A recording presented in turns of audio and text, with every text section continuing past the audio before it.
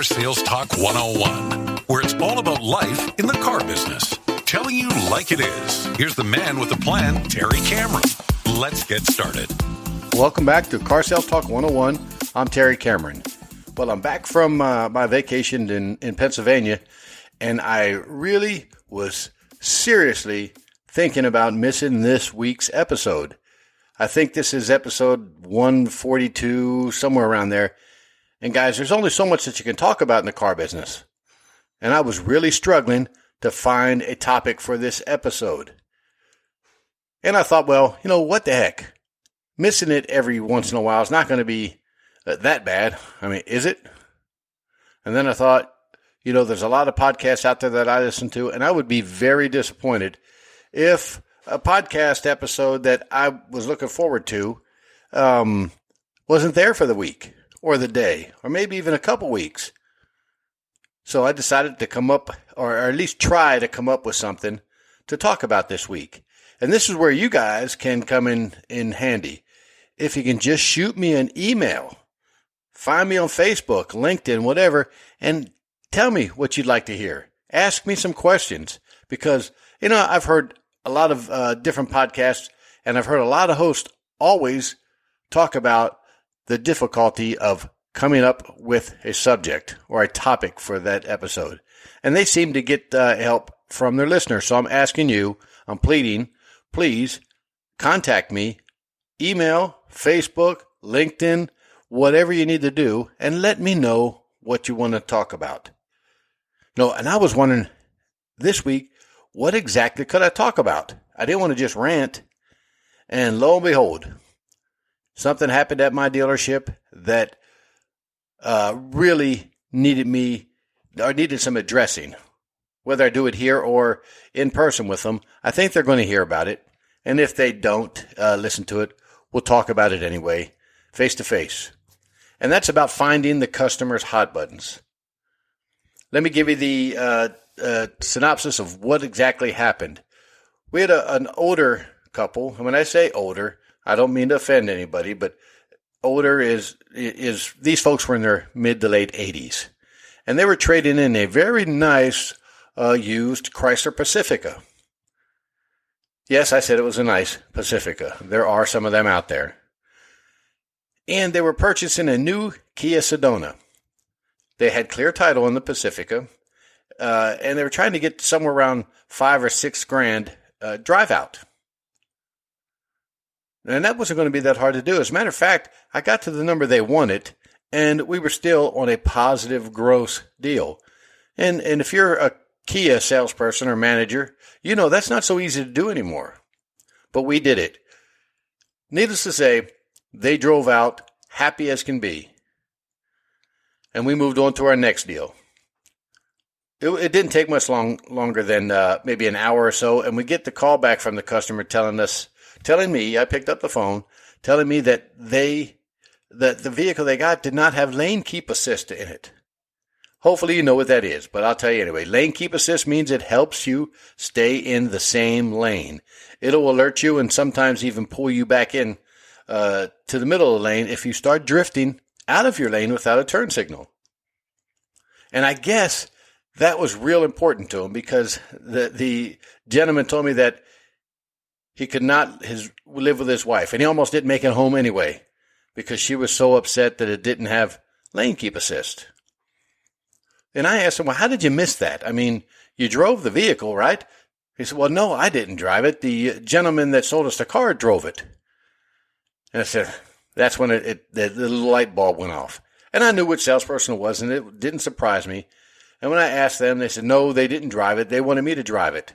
I'm telling everybody right now that's listening to this, if you do not get the customer to drive the vehicle, then you're leaving a lot of gross on the table, you're losing a lot of sales, and you are opening yourself up to predicaments just like this one.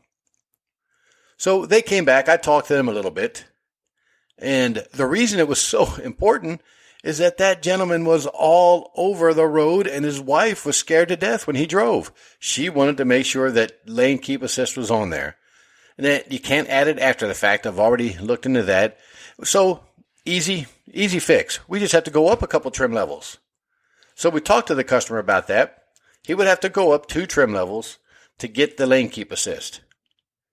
The only problem is it was another $6,000 to get that trim level, and there weren't very many available. Then they started thinking a little bit more clearly. What's wrong with the vehicle we have right now? Nothing was wrong with it. It was loaded. I don't care if what you come up with, but if there was something that was available on a Chrysler Pacifica that was 3 years old, it had it. And it was clean, low mileage. So it was really kind of hard to convince them to go up another $6,000 to get a newer car when they really didn't need one. The point I'm trying to make here is the demo. And if not the demo, if they do not want to drive the car, you have to do exactly what he did. He took them on a demo, but he drove the car and did all the talking. Okay, I don't like doing that, but if that's what you have to do, then that's better than nothing. But if that's what you have to do, then you better ask a lot more questions. What's important to you? What do you have on the vehicle that you're trading in that you have to have on this one? Now, that's a common question. That's not something you just have to throw out in emergency situations. That's one of those questions you ask to make sure you have the right vehicle. And I guarantee you, if you would have asked them, what's some of the most important features you want? What do you want on this vehicle that you had on the other vehicle? That customer would have told us lane keep assist. And do you think we could have sold them a car without it? Nope, I doubt it. We didn't. They brought it back. We unwound the cash deal. But I think we would have had a better chance of upselling them to the trim level with lane keep assist while they were there, while they were still excited about getting a new vehicle. So if you're one of those salespeople and you're one of those managers that allow this to happen, you have to it has to stop.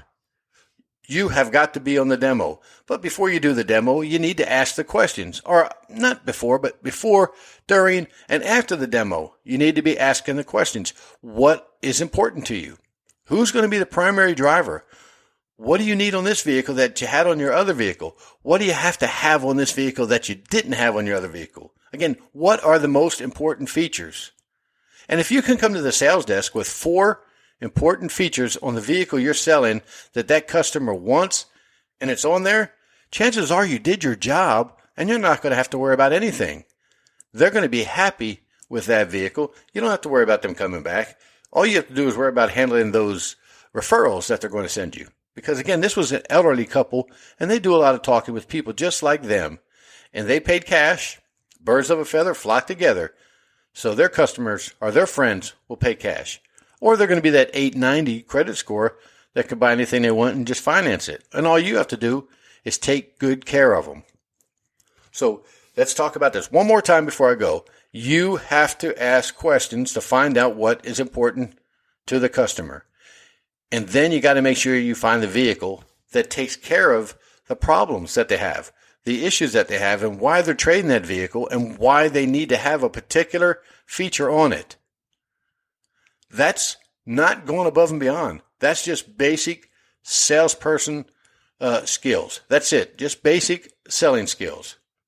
If you skip those, you're skipping sales and you're skipping money and you're not going to be in the business much longer. And if you are, you're going to be one of those 10, 15-year, 20-year veterans that's still selling 10 cars a month. Now, this isn't rocket science. You just have to do what a basic salesperson is supposed to do. Customers are coming into the dealership to buy. All you have to do is help them buy. All right? Enough of this. I'm hoping that you got something out of this, and maybe you're going to think a little bit different when you have a customer in front of you and the type of questions you're going to ask them. Maybe you have been skipping this step, and it's just if this is going to serve as a reminder on not to skip the step. But hopefully you got something out of it, and it turns into some sales for you. Okay, guys, remember the sky's the limit, and I'll see you next week. Thank you for listening to this week's episode. Please rate it and write a review on Apple Podcast.